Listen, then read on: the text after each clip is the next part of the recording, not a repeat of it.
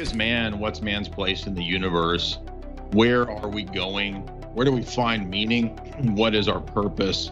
And I think the best sense that we get of this purpose, of this meaning, comes from the Bible, from Orthodox Christianity. So I'm just going to talk about the basics here, not anything too wild. If we think about two contrasting worldviews, the worldview where there's no meaning, the universe is chaotic, there's just a random smashing of molecules and atoms together that doesn't have any direction or any purpose. That kind of a universe is ultimately, in philosophical terminology, nihilistic, meaning that it's purposeless, it has no intention, it's just chaos. And so in that kind of a universe, people who are tempted with that attitude, they see, things like death and destruction, and they want to sort of capitulate to the idea that man has no meaning and no purpose. And so nihilism really, I think, is the first step towards despair, towards thinking that there's no right and wrong, there's no good and evil. But if we reorient ourselves and open ourselves up to the possibility that there is a God, that there is meaning, that there is purpose, and that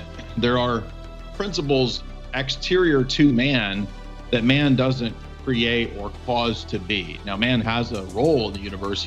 He's a kind of a priest, we would say, underneath God, where he can do certain things in the world, but he doesn't ultimately make meaning.